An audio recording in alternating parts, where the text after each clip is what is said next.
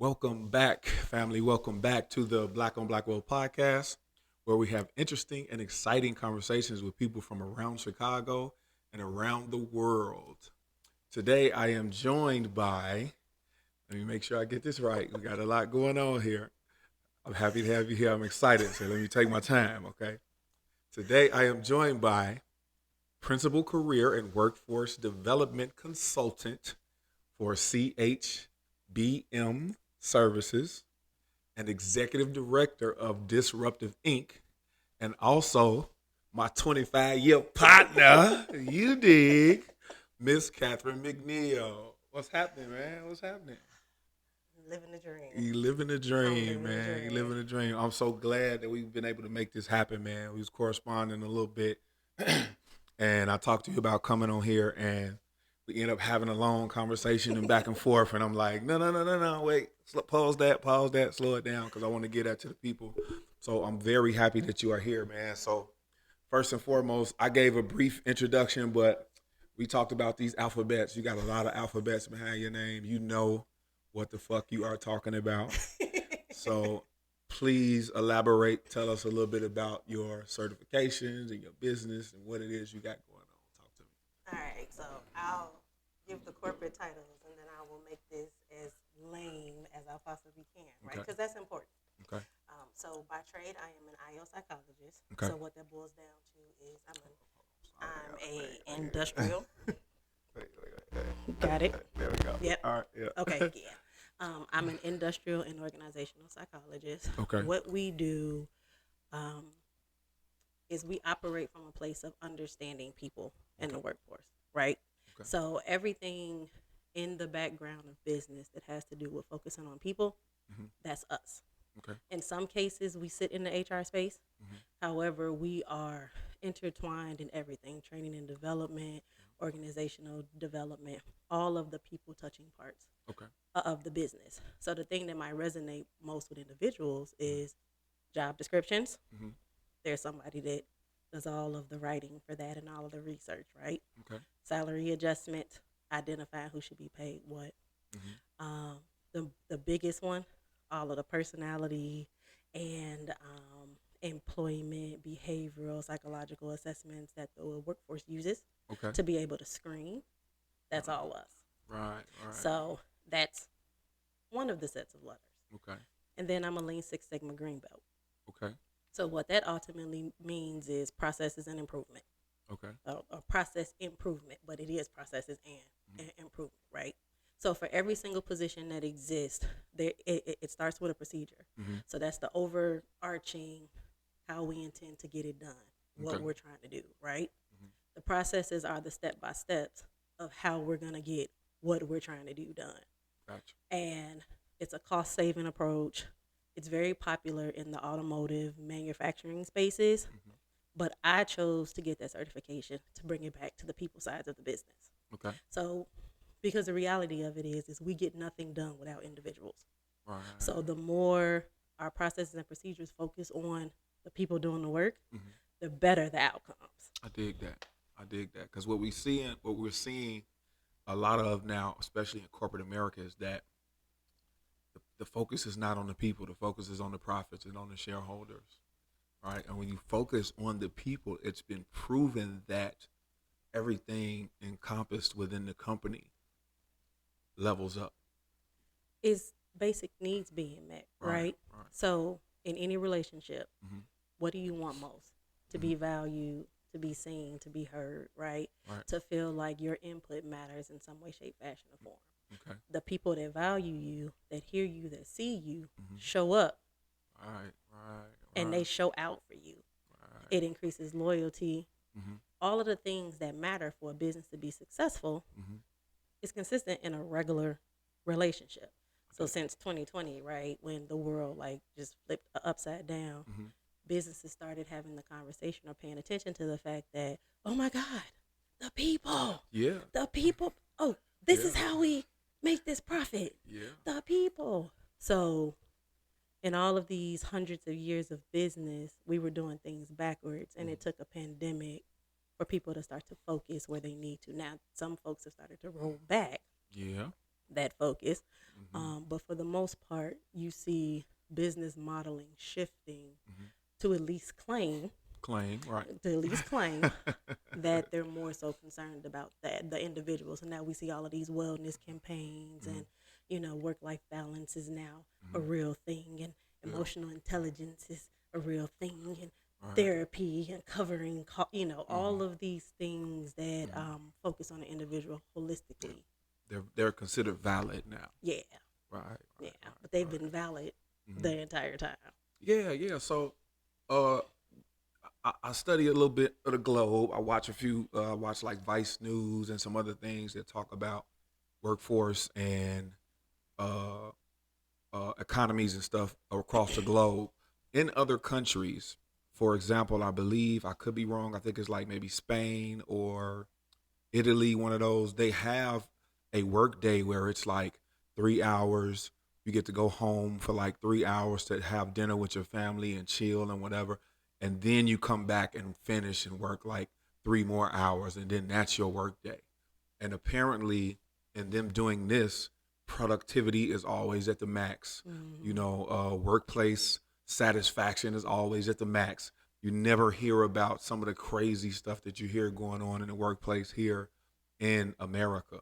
So, how do you feel about that, man? Do you think that's something that So that we would benefit from as a business model here in the U.S. of A. Or with everything, as long as you're doing it in wisdom, mm-hmm. there's an opportunity for us to benefit from it, right? Okay, So in certain economies, to your point, they have 4-day work weeks, right, right? We always make the jokes about Monday has come too fast, mm-hmm. right? Right, It takes 5 days to get to the weekend, but that Monday pulls up in like 48 hours, and it's crazy. right, There are certain occupations that, regardless to whatever we try to do, mm-hmm. will never be able to meet those type of parameters. Right, And it just is what it is. And that was another one of the things that we learned during the pandemic. okay, But at the same time, the majority of what's done, mm-hmm. especially positions that sit in an office space, Mm-hmm. can be done virtually. Right, And it should be thoughtful mm-hmm. in the way that we do those things, right? Word. So, without going too far down that rabbit hole, because I have a lot of thoughts in regards to this, Right, there is an opportunity for us to be even greater and really demonstrate our care. There are certain occupations and positions that are never going back mm-hmm. to the office space. Right, And we've seen, for those that have slowly rolled back and started to transition people back into the office 3 to 5 days, yeah, that upset and folks transitioning has just been crazy. yeah. People learned. I feel like during the pandemic that whatever I can do from this laptop and this That's iPad, right. I'm doing it for you. I can do it for somebody else that will let me be where I want to be across the globe. And the companies are paying. Yeah, and I think with the increase of e-commerce and everything more so being online, we're gonna see even more people remove themselves from necessary office space. You know. And the thing that I hate about this, though, so Mm-hmm. those 2 years that we were at home, Mm-hmm. I was the most productive that I had ever been. Mm-hmm. And I was not a supporter of virtual work because, I traveled a lot for my full-time Right. position. I hated telecommuting. Okay. But being forced to be in that environment, I Mm-hmm. set my home office up the way that I needed it to be, and Right. it was on and popping. Mm-hmm. I was at my most productive. I was at my most creative, and that work-life balance, like I pulled away from that laptop when I needed to spend time with my kids. It was great. Yeah, but to be fair, the fact that nothing was open might have helped a little bit. It did. That Okay. helped tremendously because I Okay. developed a different budget. So now I'm Right. ordering Right. all of the time. And as soon as we went back to being open, now I'm realizing Mhm. I don't want to cook all the time. Yeah. I'm not cleaning all the time. I'm paying somebody to do these things, Right. right? The other side of this, though, is we have, and we can't neglect that we've seen a decline in interpersonal skill development Yes. because of this, right? So us getting this right, like Spain, would Mhm. be mandating that balance and Okay. figuring out what it looks like. New employees Mhm. are not going to get the company culture and develop the way that they need to and learn their job in a Mhm. virtual space. Right. There's certain hands-on components, right?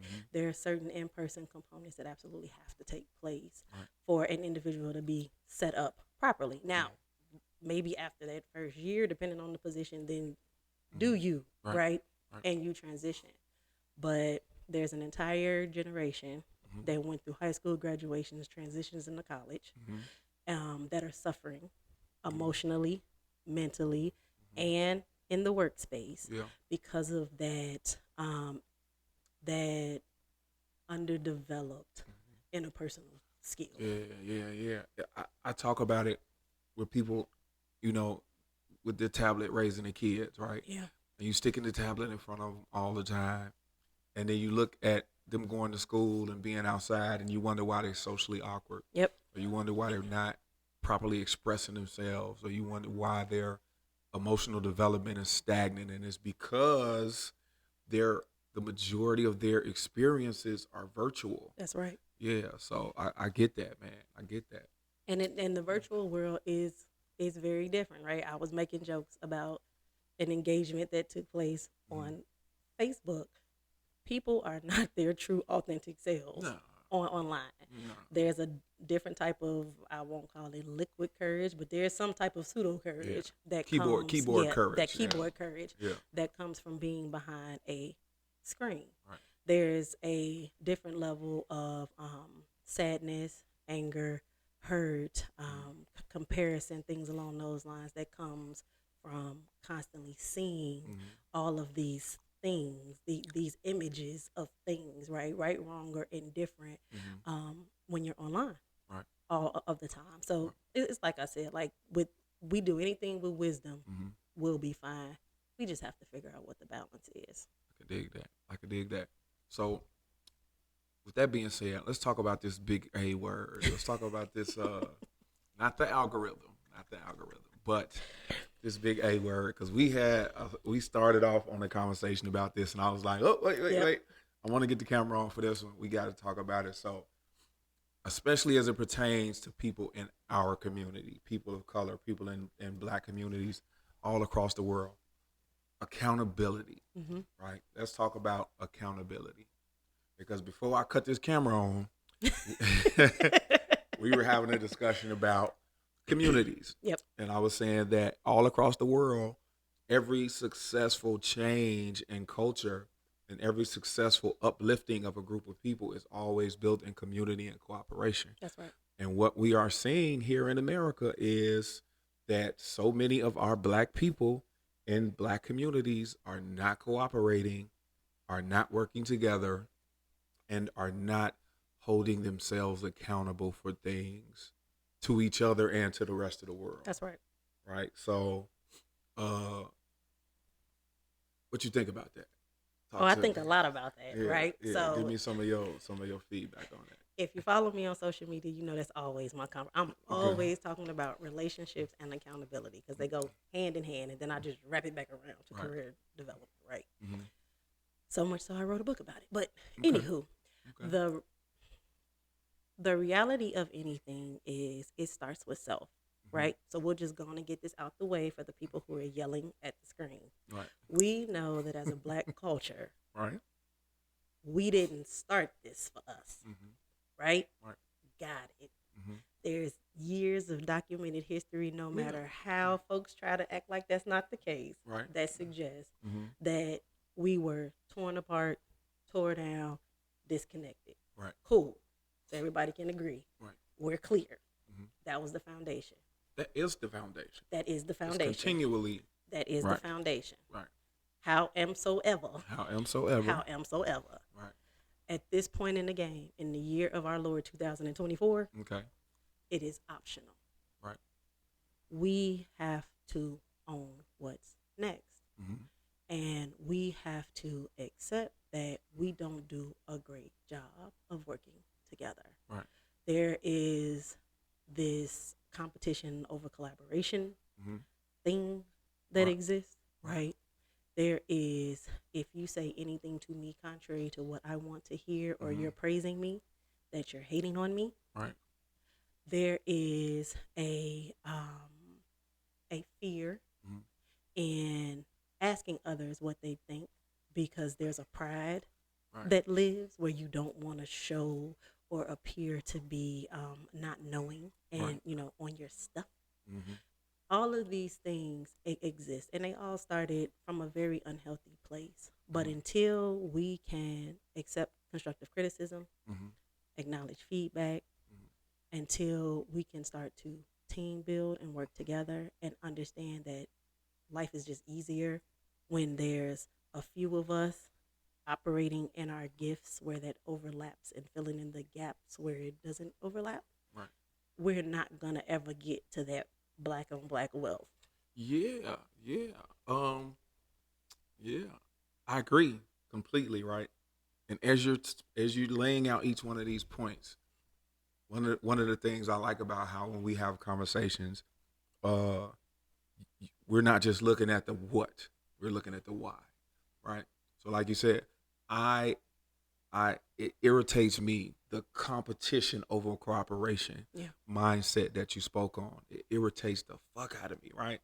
But when I step outside this door and I look around the South Side and I look around Auburn Gresham and I look around Pullman and I look around Woodlawn, what I see is a lack of resources. Yeah. So in any community, when you systematize a lack of resources, when everybody has less than they need, then that competition mindset is automatically is necessary because in certain areas, only the strong survive, right?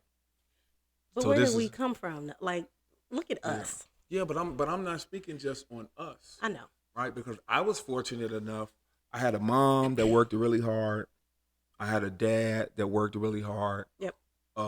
You know, life wasn't perfect. I had a crazy ass stepdad that was smoking crack and robbing the neighborhood Yep. and turning up and stuff, right? But I had a sense of security from different people, Yep. right? But I also had buddies on the next block, buddies across the street, buddies up the block who had no security whatsoever, Yep. right? And a lot of their lives turned out differently. So I can speak for me, like, we were fortunate enough that we had parents, even though we neither one of us come from like wealthy backgrounds or anything, we had somebody in our life who thought education was important. Yep. That's why we ended up in Catholic school, Yep. right? Whereas a lot of people never had that. So I can't speak for them, but I can speak for being in that environment and seeing the lack of resources, right? And seeing how it affects different people in different ways. I was just telling a buddy of mine, I never had a real life up close mentor who could show me how to get where I want to get to. Mm. I sharpen my mind through reading voraciously, right? My mentors were Brian Tracy. My mentors were Frederick Douglass. My mentors were Napoleon Hill. My Right. mentors were Dale Carnegie, right? And only because I was at work bored and trying to figure out what the next step of my life was going to be did I get into this reading and start to expand my mind to the point that I am now. Yep. So I can't take credit for saying, oh, I desire to be free from this so much that I made these steps on my own. So Talk to me. I hear you You hear me? completely and utterly. Right. You mentioned somebody value education for us, so they were willing to put us in Catholic school. Right. So this is a part of my story you might not know. Okay. Because you met me junior year. Right. I've been to all the schools. Okay. Right? From CPS to, Black Catholic, all girl Catholic, right? Right.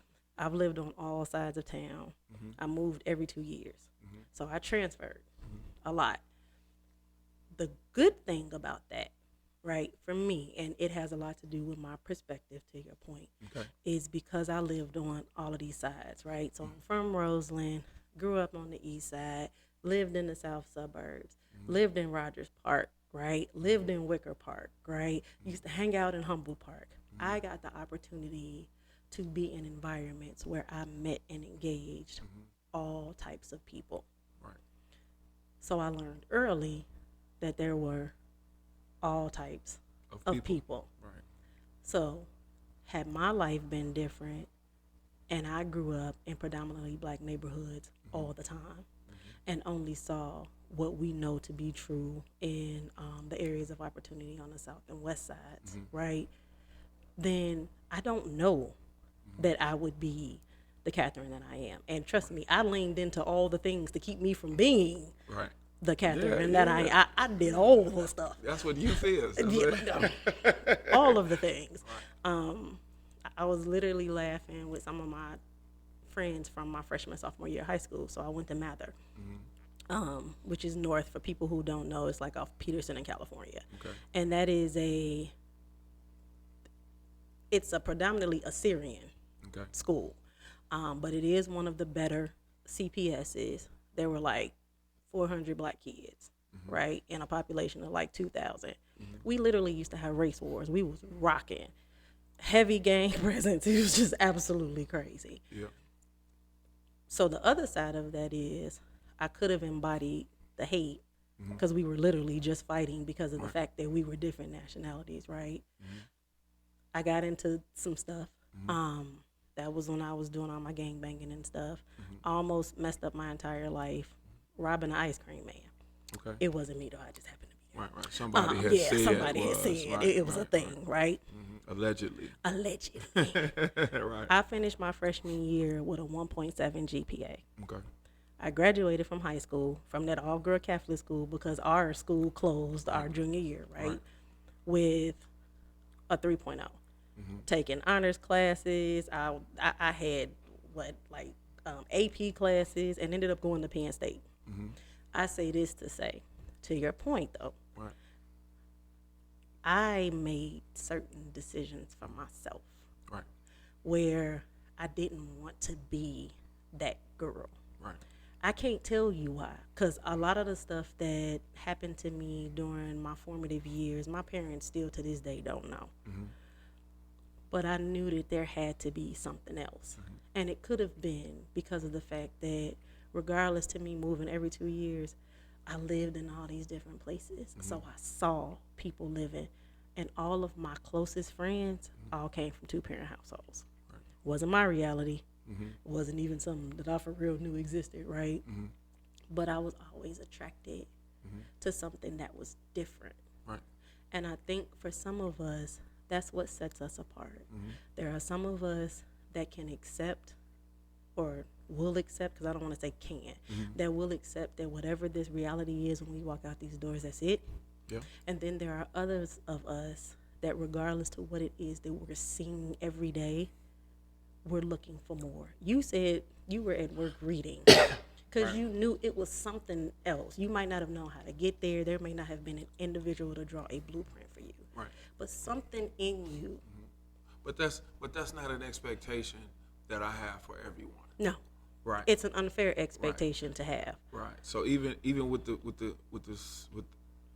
when I look at accountability, and I look at someone and I look at what they say and what they do and what their level of accountability, generally your level of accountability is directly correlated with your level of success in life, right? Or self-awareness. For what I've observed. Because if you aren't being accountable, you aren't taking inventory of which direction you should be going in. That's 100% true. Yep. Right. So this is something that's deeply psychological, more so than we think. But I also see that because so many of our people, for whatever reason, don't even think about accountability, we see all of this is across the board. We see people being marginalized. They're marginalized through their own actions. You're only making this much because you won't be accountable for how you spend your time. You're living in this area because you won't be accountable for what you're spending your money on and how you manage your credit. You know what I'm saying? You're having these toxic relationships because you won't be accountable for what type of people you allow into your life and what you allow to happen.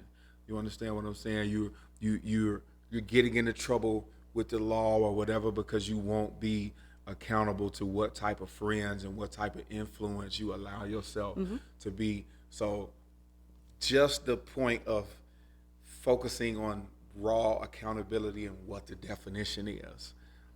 I like that you talk about that, and I like that that's paramount in some of what you do, because that is the biggest conversation. I have the same conversation with people, and it's hard for them to accept that. It's hard for them to accept it's your fault. Because accountability feels like an attack Right. when you're not ready. Right. The other side of that though is in our households where, when we whip out that dry erase board, where were we taught this? Right. Right? Our parents, especially from our generation, was a do as I say, not as I do. Right. So in the household, you're naturally ingraining in children that I don't have to own Right. any of my decisions in life. Right. Staying in a child's place is whatever that definition is. But as soon as I'm grown, I can do whatever I want to, however I want to, with whoever I want to, whenever I want to.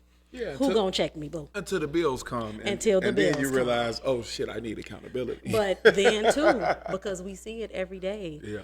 And I see it in the workforce every day. There are people that are perpetual victims regardless to whatever. Yeah. I don't make enough money. Right. What are you doing to change your situation? It's not work harder in that $15, $16 an hour job. It is be intentional about your development. Right. What does that look like? Your career development is your responsibility. Right. It is no longer a world where you keep your head down and work hard and people are going to come tap you on your shoulder. That does not exist. Right. You have to raise your hand. But when you raise your hand, you need to be thoughtful about what it is that you're asking for and know and be clear about what it is that you're bringing to the table. You don't get to make 6 figures just because of the fact that you got a great idea. Right. That's not how that goes. There is a tremendous amount of blood, sweat, toil, nose, failure, accountability, feedback, all of the things, failed relationships, loss of time, all of these things that come from what we see and perceive to be success. But until we go back to that A word, right? And we're having the real conversations about what this looks like for us. I want to own my own organization. That's the goal. Cool. All right. So let's ask some questions. Well, what do you do well? Right. What are you willing to do to be able to do that well? Right. What are you willing to sacrifice? What are you willing to give up? Who are you willing to give up? Because with every new level, there's a shedding of bad habits, of poor people practices, of poor people, because everybody can't go. Like there's a reason why this is consistently said. There's a different level of discipline. There's a lot of things, and it all goes back to that accountability piece. Until you get to the point of identifying, acknowledging, and raising your self-awareness, you're not ever going to get to whatever this thing is, and that's nobody's fault but your own. Right. I can dig that. It's a tough pill. It's a tough pill to swallow, though, because, just having this skin that we have, the cards are stacked against us. And we can't hang on that, but, that takes a lot to get over when you start to try to achieve and move into spaces that aren't, I see some of the circles you move in, and I can guarantee you, right? You've left rooms and somebody said that black bitch. And have, but they won't say it to me. Of course they won't say it to you, but you know what I'm saying? So I think as a people, we have to have a heightened level of accountability. It's like It's unfair. The mom and dads who tell their kids straight up, you got to work twice as hard as they do. Yeah. Like for real. So I would say we got to have twice as much accountability as people outside of our community, because it can't be the regular amount. And that's never, I don't care how brown the world becomes. Yeah. I don't anticipate that ever changing. So I've been binging shows. I've been intentional, not doing anything on the weekends lately. Okay. It's my self-care. Right. So I've been binging shows across nationalities.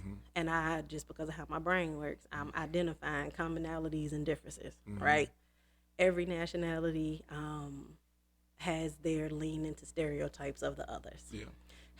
They have those conversations behind closed doors, and they say the things like, that's white people stuff, that's black people stuff, that's Asian, all the things, right? So that's not unique. That Right. don't make you racist either. It just is what it is. It is what it is. Right. Every last nationality has a little twinge of racism Yeah. in them too. Right. Right, I'm gonna say wrong? bigotry. We Because can race is call it bigotry. race is attached to a certain level of power. Yep. Yeah, but bigotry, yeah, hell yeah. I'm with you there. Okay. Touche. So there's that, right? Every nationality has that portion of their population that they don't want to be associated with, Yeah. right? But to bring it full circle, we're the only ones that don't have that sense of community. Right. Because every nationality, when they came here and they got their little 40 acres in their mule or their opportunities, even in their ghettos, they band together. Right. They made sure that they were correcting each other, they were covering each other, Right. and they were helping each other to be great. Yes, we had our Black Wall Street, we had certain communities, we did, but they still weren't prevalent enough. So let me pause you right there. Go for it. All of these other people came here to work, to find a better life. right, Yeah. whatever it is. Yeah. None of them, other than our ancestors, came here as property. You are absolutely correct. None of Yep. them, other than our ancestors, spent over 200 years being identified as no different than your cow, your pig, your chicken, your basic whatever. So Completely fair. to say that think about a generation is 60 years, 70 years. That's you, your grandmother, and your child. That's 60, 70 years that you all are going to interact. You take 250 years of being cattle. It's unrealistic to think that in 100 years that the psychological effects of that are going to be gone across the board. So generally, for the majority of people who, like, I can remember, I've had conversations with my mom. My mom can remember going down south to see my grandmother and hearing my grandmother refer to children as Mrs. this and Mrs. that, and they're calling my grandmother by her first name. My mother can remember being made to sit on the back of a bus, being made to sit in the balcony of a theater, right? I can see from my psychological development, I can see how and where this has affected my mom's mindset. Absolutely, in yeah. certain ways. And I can see how things she's taught me and showed me, how I've had to overcome releasing myself from that. Now, that's just because I'm aware.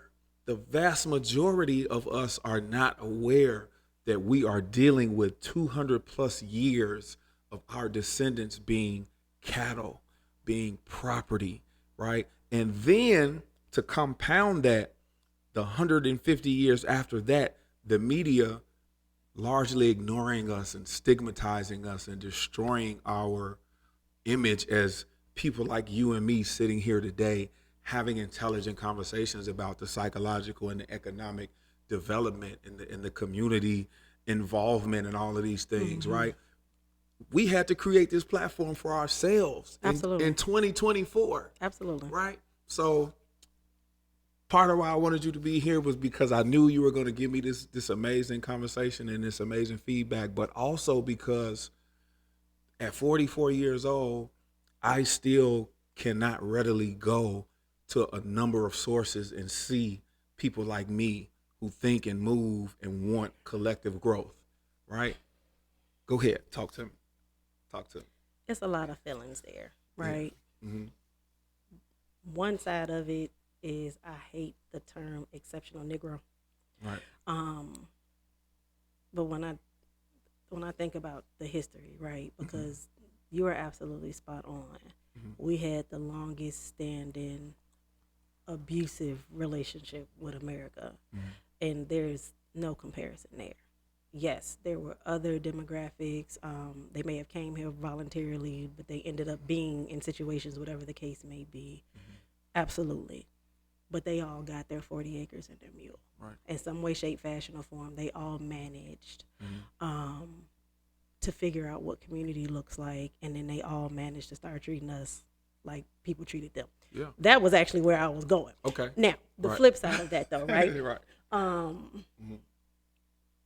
We had, with our Black Wall Streets, and with, the normal thing in like the 40s through the 60s was us owning our own businesses. Not so much, us working for others, whatever the case may be. And we were trying to do all of those things. Right. So then I wonder, what was the mindset of our ancestors in that aspect, right? And that's where the exceptional Negro thing like comes to mind. Right. Even now today, would we be considered the exceptional Negro? Because we're considering, we're thoughtful, we're trying to tie together, right? Like we're trying to build these things, and it goes back to that accountability piece. I think somewhere our ancestors had conversations that it's either going to be this way, or we're going to continue to be cattle, or you know what I mean, like all of those things. So the question that we keep trying to answer, and I have not figured out this answer yet, is how do we help to bring everybody else along? Right. Because you don't have to be, the next Warren Buffett or, the Jay-Z's or whatever your definition of successful is, right? You don't have to be that. But you do need to be family oriented, a halfway decent human being, and be able to take care of yourself. Right. That's the basic ask. Everybody's not meant to be a boss. Everybody's not meant to be a CEO. But everybody can be the best version of themselves in wherever their prospective areas are. But it is a choice. So where does that conversation start? Because yes, there are some generations that are leaning into, and it's easy to just accept that, well, they ain't gonna never see us as, and we'll, to a certain extent, I'm with you. Well, that's not the direction I'm going in with it, right? You say it's a choice, but every choice is based on the variables presented to you. Agree. Right? You pick red or you pick blue. You pick the hotter. Matrix. You pick hotter. You pick cold. Right? Yep. You pick high or you pick low. Right? Every choice is based on the variables. Right? But if the music I send to you, and the shows I send to you, and the community that I send to you, and the resources that I send to you, and the people who I put around you, and every outlet that I give you, when you see yourself, you see a nigga, right? When you turn on the TV, you see 50 niggas fighting. You see, you know what I'm saying? Yeah. You got Real House this, you got Black Ink this, you got everything, everybody else. If they do a home improvement show with anybody else but us, there won't be no fights, there won't be no arguing, there won't be no drinking. But as soon as it'll be some drinking. Well, you know what I mean. But as soon as they attach us to it, it's got to be Jerry Springer-esque, right? So then you go to the music. There is no other nationality in America that you can turn on a radio station and hear rampant, ridiculous, outlandish over and over again about them murdering, killing, raping, destroying, and demeaning themselves. I agree. Right? Anybody else does that, and it's anti-Semitic, it's anti-Jewish, it's anti-LGBTQ, it's anti-this and this and that. But they will sell that to us. They will only, in fact, they have only opened doors for that because there are plenty of amazing artists out here who are creating outstanding R&B, outstanding rock, outstanding country. We are opening all these different avenues and doors. But if you turn on WGCI, if you turn on whatever the 92 whatever, they're only promoting the things that are demeaning us. They're only promoting the sexy reds. They're only, it was us at first. It was the Tupacs, and it was the NWAs, and it was the 50 Cents. It got progressively violent. And then they realized, oh shit, we can do this to the black woman too. So it went from the Lil Kims and the Trinas to now it's the Sexy Reds, and it's the Glorrillas, and it's the Megan Thee Stallions, and everything is shake your ass, turn up. You don't need a man. You don't need a community. Kick ass, take names, and don't be accountable to anybody, right? So I'm with you. It is a choice. But when your choices are being colored, when I show you red and blue, but I cover the blue with a red lens, so you think this is all you have the opportunity to be. And I'm just saying this to give you a perspective. Yeah, I know. If we go down the street, if we turn some of these blocks and we talk to some of these kids, you can be as introspective and you can be as deep and detailed in finding out what's in the back of that little brain of theirs, and you'll find out all they have been shown is the negative imagery. Even with the amazing span of the internet, stuff that's available to them, all they know is what to look for because all they have been seeing is this, right? So this is probably where I'm about to get put out. Nah. Speak on it, man. Because when we talk about the kids and them leaning into, at what point do we hold their parents accountable? Oh, yeah. Because I'm with you. Everything that you said is the absolute truth. Right. I'm also an aggressive advocate for accountability. So once you get past those formative years, once your frontal lobe fully develops, right. and you can choose between the red pill or the blue pill, when is it your responsibility to try? You don't have to fully run in any direction, right? Because we know you need a community to be able to do that. I'm not going to sit here and act like everything is done just because you woke up one day and was like, boom, I'm about to be this person. Right. No. When you start to take those steps in whatever the direction is, the things that you need become attracted to you. It's just like that imagery. If that's what you lean into, and that's what you want to perpetuate, and that's what you want to be a part of, and that's what's comfortable for you, you're going to continue to put yourself in environments where that is the norm. Right. When you start to think and consider that there might be something else, and this is difficult, so I'm not saying this in any way, shape, fashion, or form as if it's simple, because it's not. Right. But the internet works both ways. Right. Because for every negative whatever, there's positive. Yeah, that's great. Too. When that's the only thing that you're talking about. Yeah. But realistically, being bombarded from all angles, it's easy to fall into that. So here's the thing. All I have to do to make a monster is to traumatize the parent enough that they're not paying attention to what the child is doing, or that they're so distracted by their own life, right, that they don't have the inclination to program their child properly. That's all I have to do. Step one. Okay, that's what was done with crack in our neighborhoods. Yes, it was. Yep. That's what was done with the globalization. See, we used to be able to go out and get a factory job anywhere in Detroit, anywhere in Chicago. And then with globalization, we sent all these jobs to China. Yeah. We got nothing in return. Yeah. So there go a lot of our parents and grandparents' jobs, right?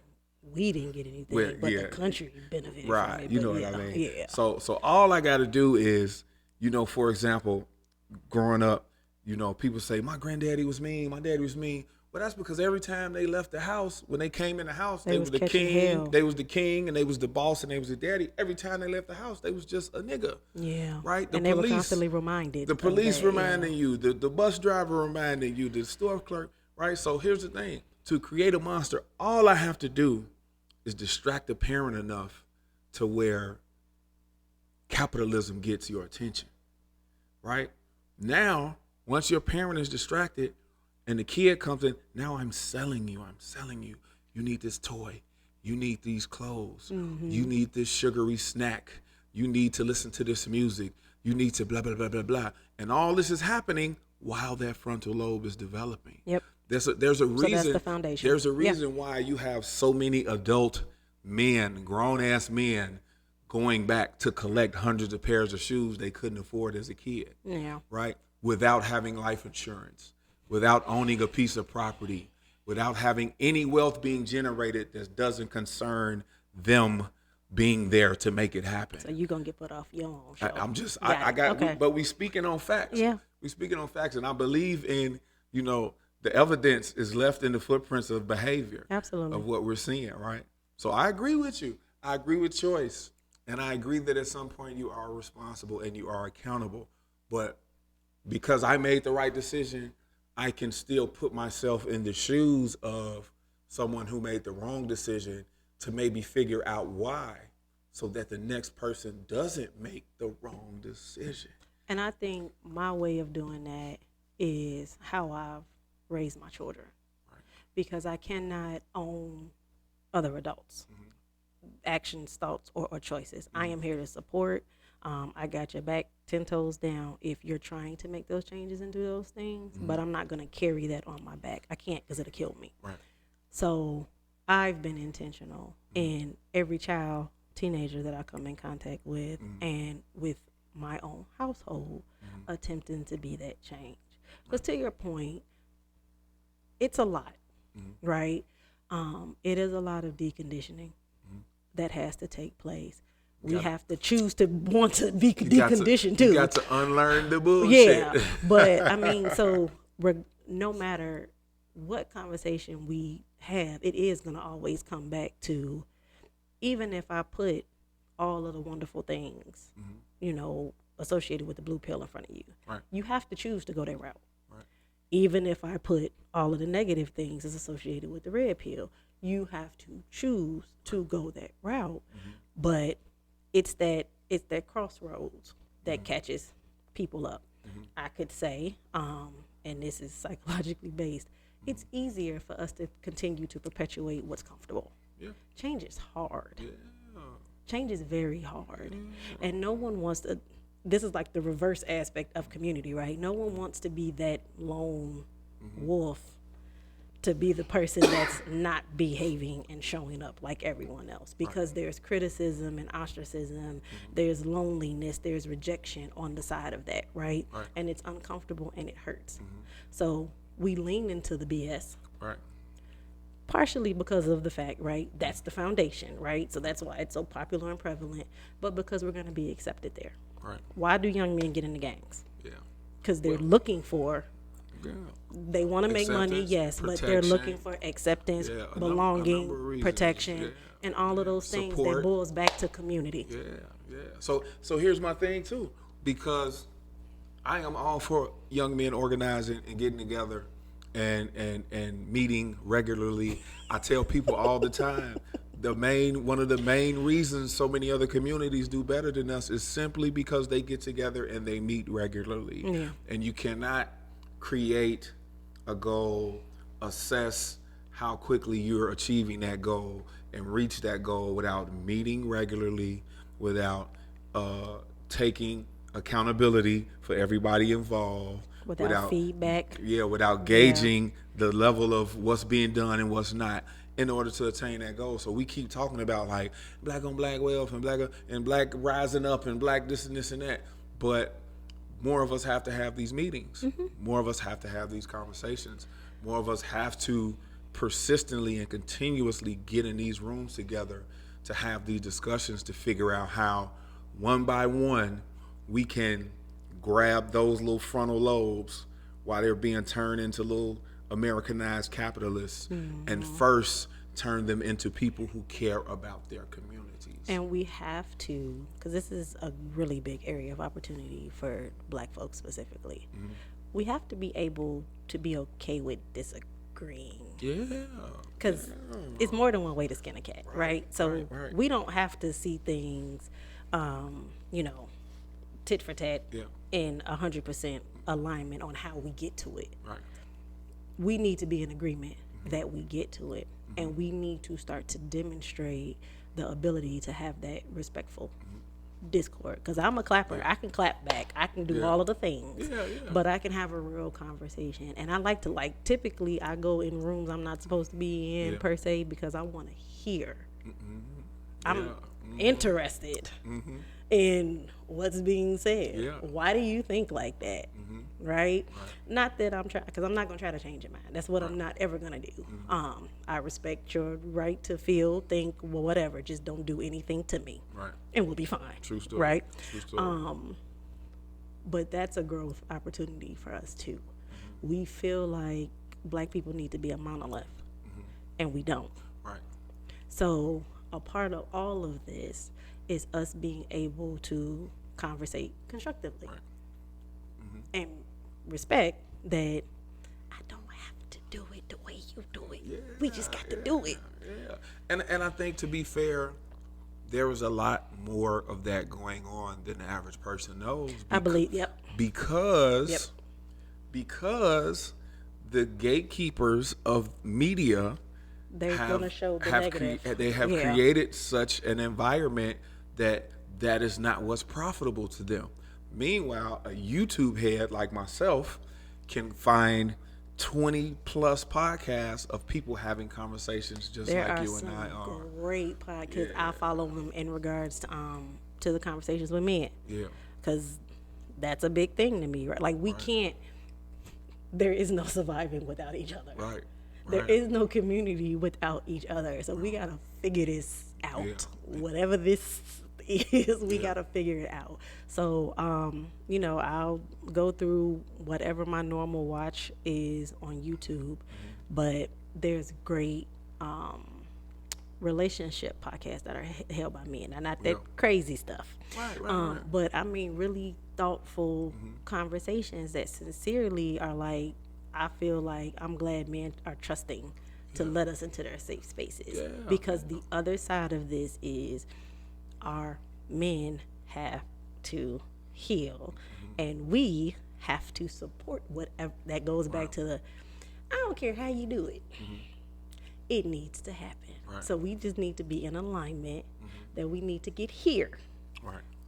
I'm not a man. I don't know what that looks like for you. I have no idea what it looks, feels, sounds like to be a man in America. Right.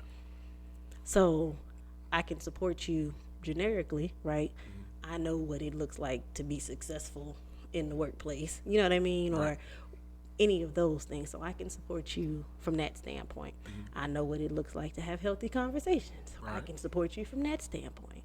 But getting to the core of why you don't, or what the areas of opportunity are, what internal battles you're facing to get to wherever it is, I don't have a dog in that fight. Right. So I gotta respect and let you be, because there is no, we're not getting to whatever this promised land is absent each other. Yeah, I dig that. And I think, to go off what you're saying, there's a level of intellect and there's a level of emotional intelligence that's necessary to even be able to realize that this is needed. Yeah. You know what I'm saying? Because a lot of us are looking to each other for the wrong things. Women looking, well, do he got money, right? Men looking for, well, is she fine? Is her butt big, right?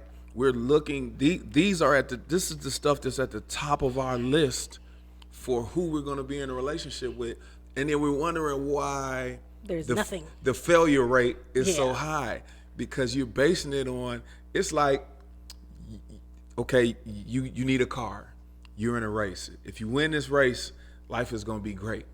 Now, here go your cars. Go pick a car. And you picked the car because it's got nice rims and red paint, right? You never looked under the hood, right? You never checked the inside. You never checked to see if it was full of gas. You just saw some shiny paint and some rims, and this is the car you chose to ride through life with. Right there. And you wondering why you always on the side of the fucking road. Yep. Right? So this is how we do in relationships. And the first thing is really just even being able to, you got to have a level of emotional intelligence to, I'll give you an example. I was just talking to my lady and I said, hey man, I dropped the ball on communication this week and I should have did better in the way I moved. And I just want you to know that, because we had a miscommunication that turned into something more, and I could have prevented it. And as the leader, as the male in the relationship, it's my responsibility. I took on that responsibility. I voluntarily, I should have did that, and she was like, yo, that's dope, because most men don't, you know what I'm saying? And I'm like, yeah, well, I'm trying to be a better dude, you know what I'm saying? Just all around.